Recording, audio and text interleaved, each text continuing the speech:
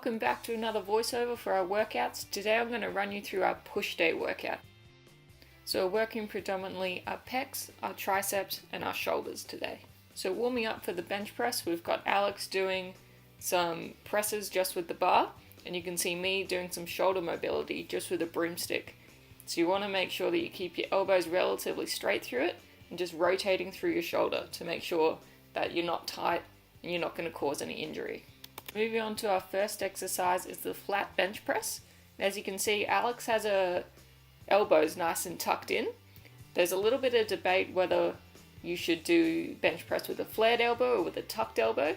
Essentially the difference comes down to how much engagement or isolation you're getting from your pec. The more flared out your elbows are, so thinking 90 degrees to your body, the more isolated your pec will be. However, that puts your shoulder in a bit of a odd position and more prone to injury. Okay, so some cues for this movement would be to keep your shoulder blades retracted, brace your core, and make sure you're pressing with your chest. So get that mind muscle connection going.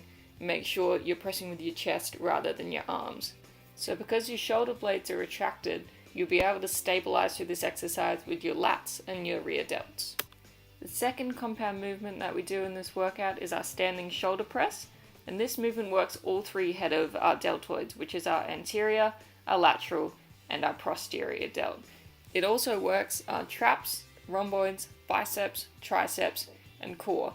So some cues for this exercise would be to bring the bar down in a slow and controlled movement and try and explode up. You'll also notice that when we get to the top of the movement, we're making sure we're bringing our head through our arms so that the bar is directly over our center of gravity rather than out in front of us at the top of the movement. Our third exercise is another pressing motion, which is an incline dumbbell press, another compound movement. The benefit of using dumbbells over a barbell is that you can't get your stronger side compensating for your weaker side. So dumbbells ensure that we minimize any muscle instabilities that we have. So pressing at an incline angle compared to a flat bench is going to recruit more of your upper pec and anterior deltoids. So same cues as our flat bench press, we want to make sure our shoulder blades are retracted and we're pressing through our chest.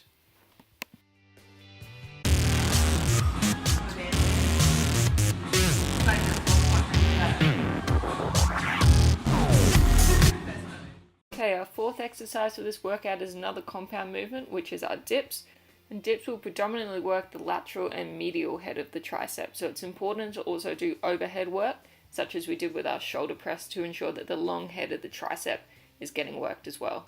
So make sure you keep a tight core in this movement and really squeeze your triceps at the top to get the most of it. Okay, our final exercise is our upright row. And this is more of an isolation exercise for our lateral delts, which also brings in some upper traps. So the reason that we're doing this is because this workout has a lot of pressing movements which predominantly recruits our anterior delts.